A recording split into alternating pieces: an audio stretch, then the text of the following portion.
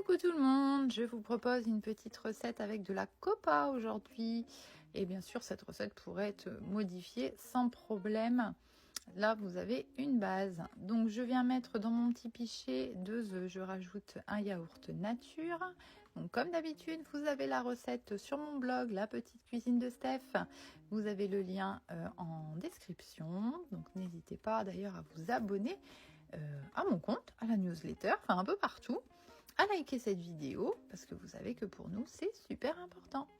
On rajoute de la farine, on va rajouter aussi ensuite la levure. Donc en fait l'idée c'est tout simplement de mettre tous les ingrédients et on mélange à chaque fois entre chaque ajout. Donc je rajoute ma levure.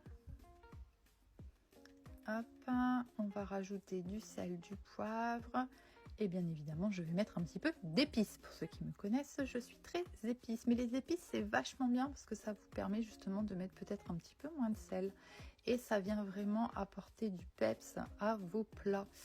Voilà, enfin moi j'adore perso.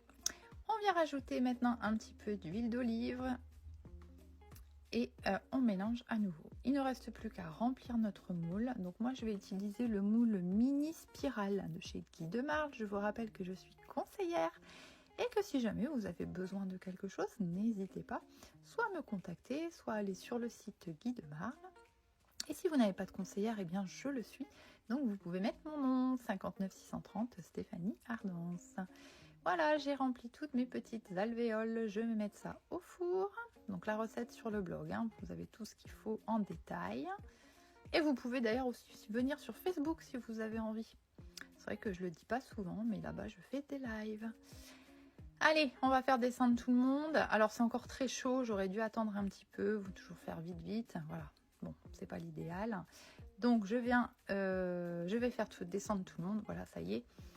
Et puis, on continue. J'ai préparé une petite chantilly salée. Et bien sûr, j'ai de la copa que j'ai coupée en petits morceaux. Donc, je mets des petits morceaux de copa au fond. Et puis, avec ma chantilly salée, donc la chantilly salée, c'est pas compliqué. Vous faites tout simplement monter de la crème liquide plus de 30%.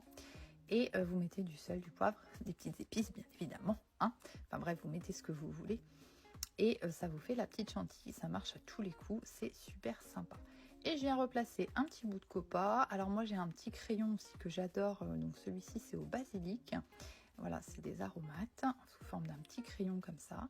Et ça vient pareil donner un peu de peps à notre petite bouchée apéro.